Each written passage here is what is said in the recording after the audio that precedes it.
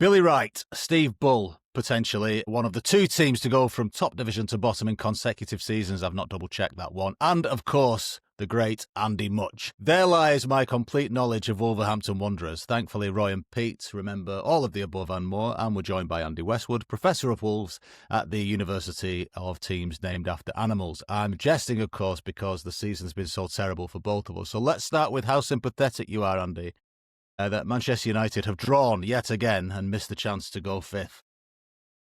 Probably not that sympathetic, to be honest, given that we've got our own worries, which are all-encompassing and thoroughly depressing. You know, it doesn't bother me too much that other teams are kind of struggling, although I have to say nowhere near as much as we are. You did the double over United last season, and I remember, was it last season that Cunha scored in the Christmas New Year game?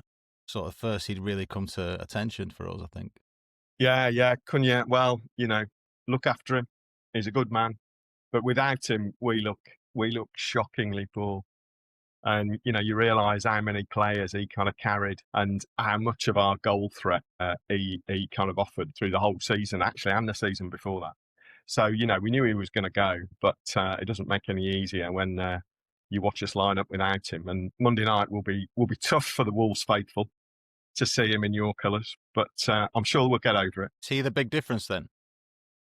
Well, it's been, I mean, our troubles this year, I mean, I think it's fair to say, you know, most people who go regularly expected us to really struggle this season. We've struggled for the last 3 or 4 seasons. And the model that the owners, the Chinese owners, Fosun have, which they only kind of adopted about sort of 4 or 5 years ago, was essentially kind of, you know, the Brighton one, to flog off players, be self-sustaining and rely on a good scouting network to pick up bargains in distant lands, you know, be that South America, kind of Africa, and increasingly distant lands, and sign them at the last minute. So we've had sort of 4 successive years where we've hovered around the relegation zone, and each year we've shipped off our best players. Last year, obviously, Cunha, Ait-Nouri, who went to City, and we lost 2 or 3 other players who are out of contract. So we started the season with replacements that none of us had ever heard of. We'd all looked at the YouTube highlight clips and thought, you know, they could be okay. But then you turn up and watch them and you realise what an adjustment it is to go from, you know, even a decent South American or European league to the Premier League. And so we just haven't signed the quality that we've lost, and we look shot of confidence, and I think you'll batter us. You won't find that echoed much up here, I think, with any great confidence. But it's a shame, I suppose, for both clubs that modern football is absolutely garbage. Roy, take me back to 1st of February 1958. Yeah, I mean, I term Old Trafford not the theatre of dreams, but the theatre of colour, because things were very grey in the 50s, without a shadow of a doubt.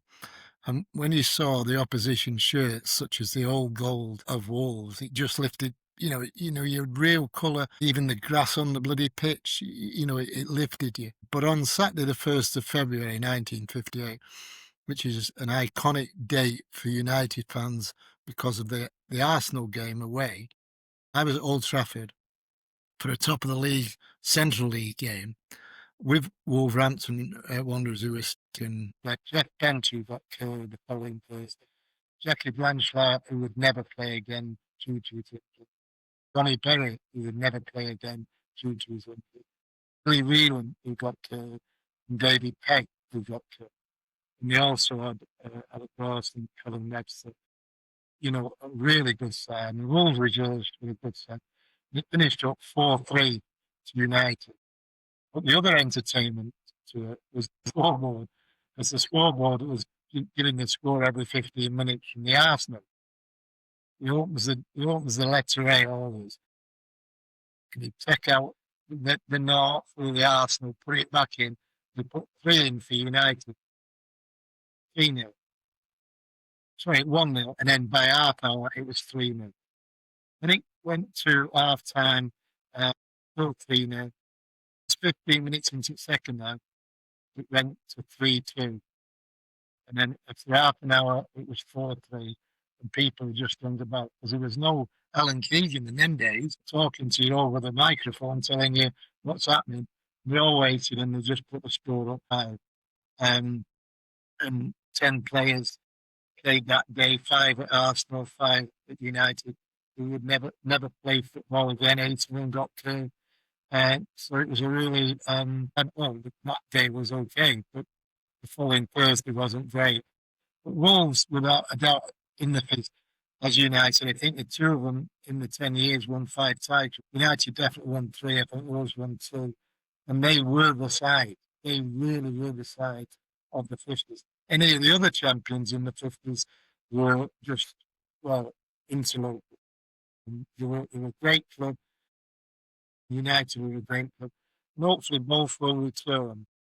But when I watch that dross, and I am being complimentary, unbelievable. We've got 22 points, and this side have got 2. And I think all of us, somehow, in the back of the mind, have got it. This could be Wolves' first win on Monday night, because we're not really that seriously. But anyhow, that's where we are. But Wolves a great side.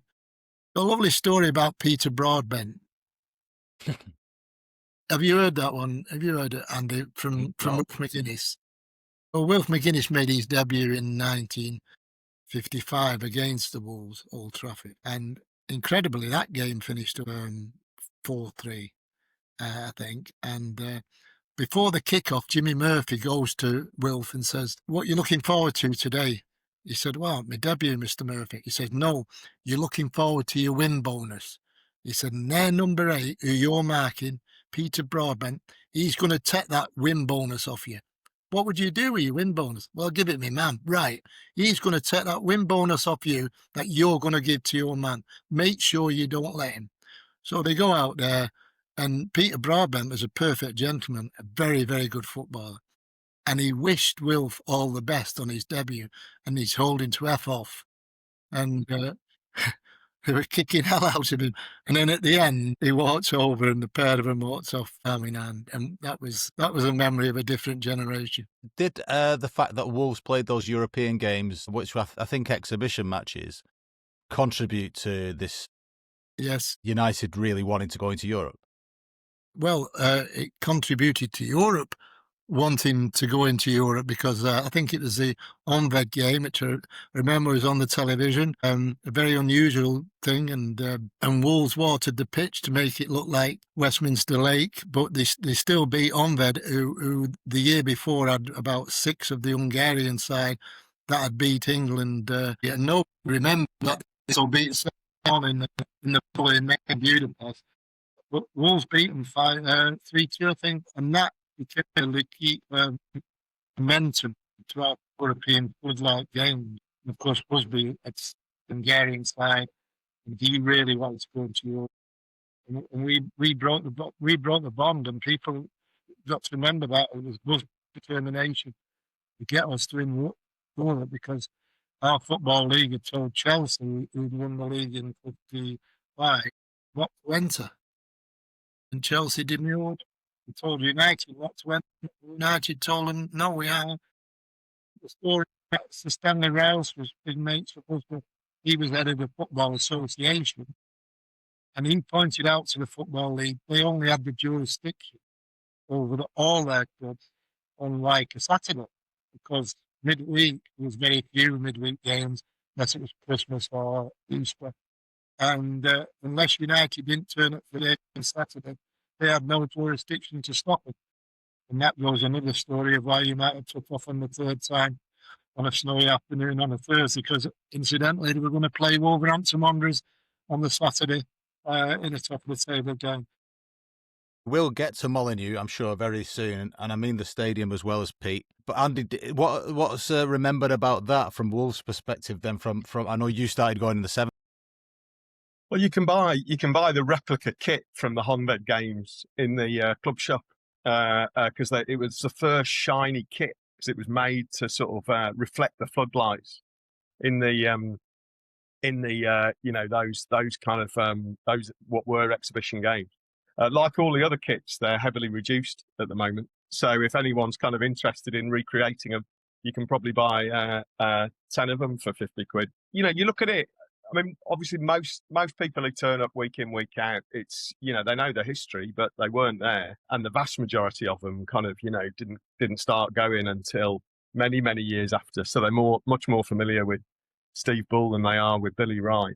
But nonetheless, you rock up to Molineux and kind of, those of you that will make it on Monday night, you'll see the statues of all these guys. Billy Wright's outside the main kind of stand. You've got Stan Cullis, the manager, outside another. And so, we wear our history proudly, and it's a great thing. And it's also dotted around the town.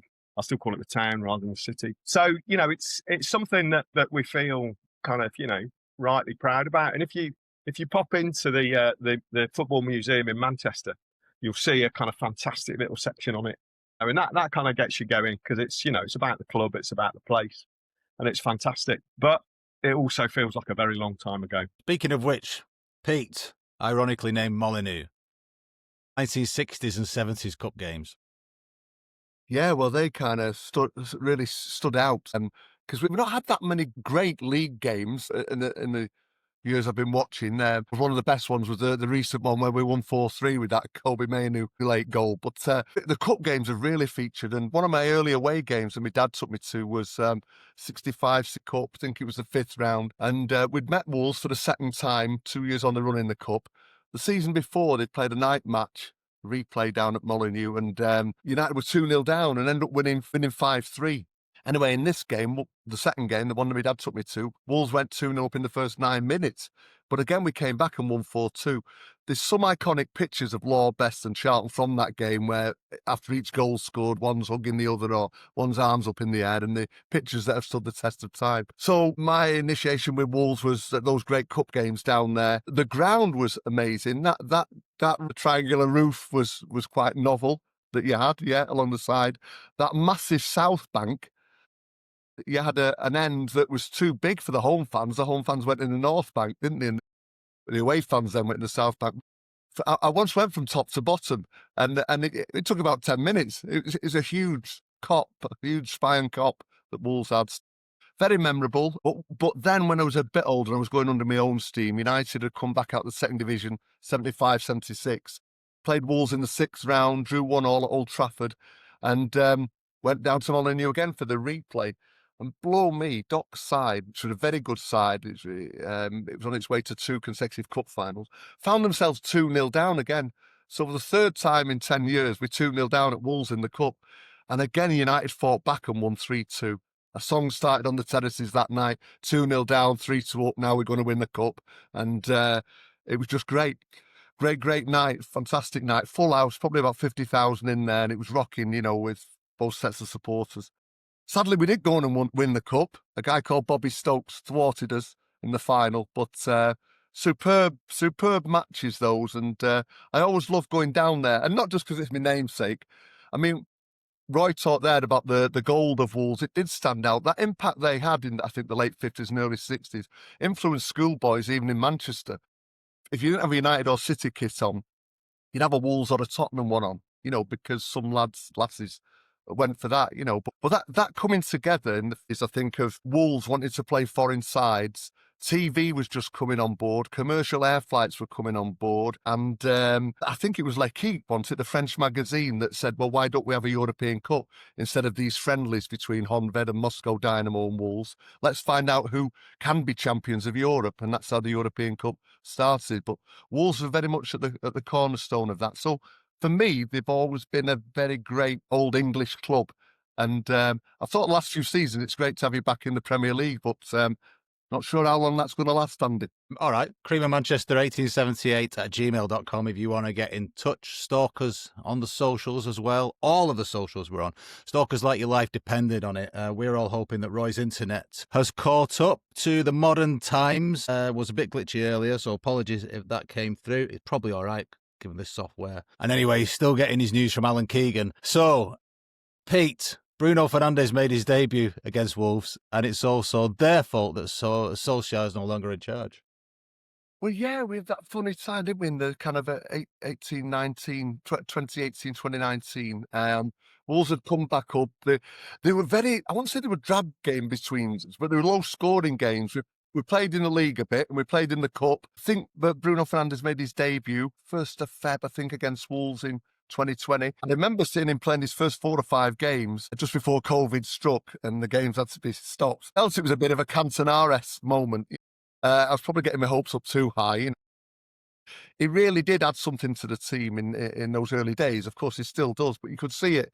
And I think we played Wolves 3 times in about a week, and he stood out in each game. But yeah, Ollie's great run when he got the manager after Mourinho went, an unbelievable run. I don't think any United manager had won more than the first 3 games of their tenure. Ollie in his first, he won the first 8 games, I think, didn't he, or 9 games? And I seem to remember that after about 18 games, we'd won 13 of them, lost 1, drawn 3, whatever the maths is. But then we went to Wolves in the cup and lost on a very rainy night. And it never quite turned the corner again, certainly not for that season. It fell away really badly.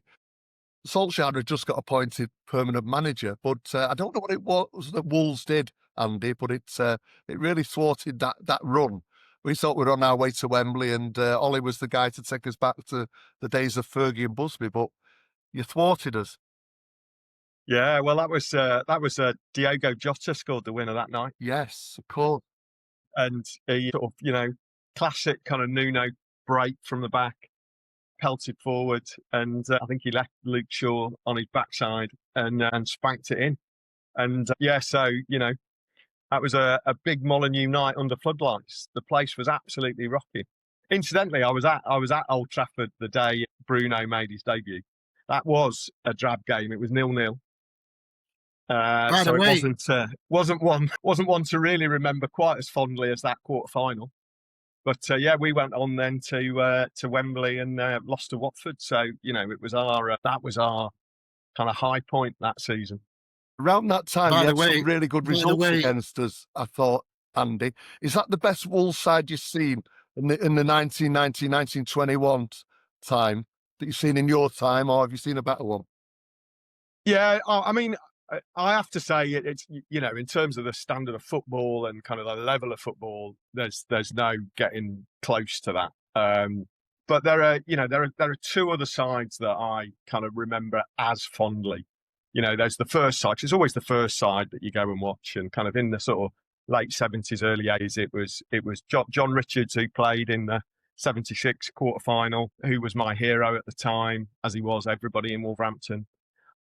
You had Kenny Hibbett, Willie Carr, Colin Hughes came and kind of captained us, skippered us to the 1980 League Cup win over City. So I love that side. George Berry, what a player. Jeff Palmer. These were all kind of great names in my life. And then weirdly, the other team that I kind of think was a great team was essentially the team that took us out of the 4th division, and we loved them for entirely different reasons. That was Steve Bull up front, Andy Much, and a bunch of players. Several that had come from West Brom, but they got us. They kind of turned the corner and got us back going in the right direction. And so those 3 sides were my favourite side. But in terms of the quality of football, the football under Nuno with Neves in midfield, with Moutinho next to him, Jota up front, Raul Jimenez kind of, in the form of his life. I mean, it was a great, great side. And kind of we were pinching ourselves, having watched us in the 4th division play out with a ground half closed for, a decade.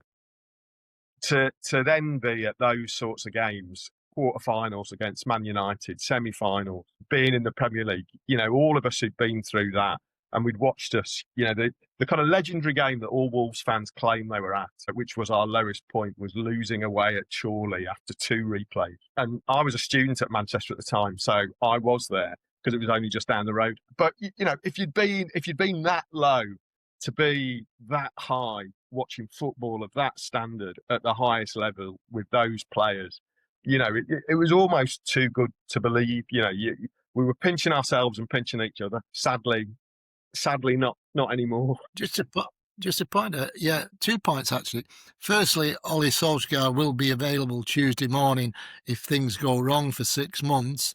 And secondly, just to upset Pete even more, Wolves did the double overs in Dave Sexton's year, winning 1-0 both times, and we lost the title by 2 points. So I mean, Dave wasn't as bad as you think, Pete. Well, Dave seems to have come back as Ruben Amorim at the moment. Yeah, I wish he was as good as. I wish this fellow was as good as Dave. Well, what United need in this game is another 4-3 at Molineux like the other year. And if Kobbie Mainoo's going to score the winner, it will have to be that late on as well, because he only gets the last few minutes, doesn't it? How will Wolves stop that happening, Andy?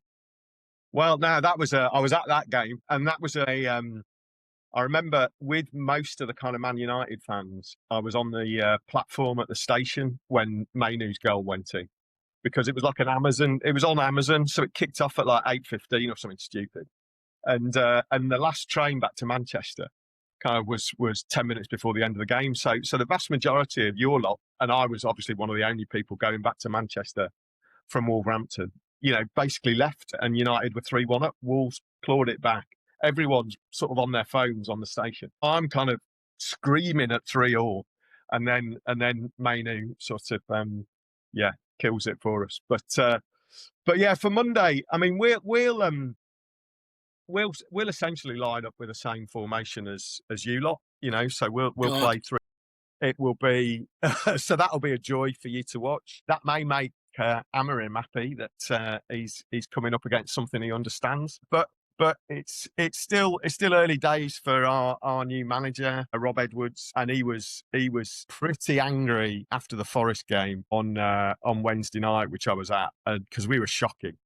And so I think there'll be quite a few changes. I don't think he'll change the formation. I think he may bring in a few new faces into the lineup. And one player who'll definitely be missing is João Gomez, who, if the rumours are right, United are after in January. But you won't get to run the rule over him because he's suspended after another yellow card. So we'll see. But we're not scoring any goals.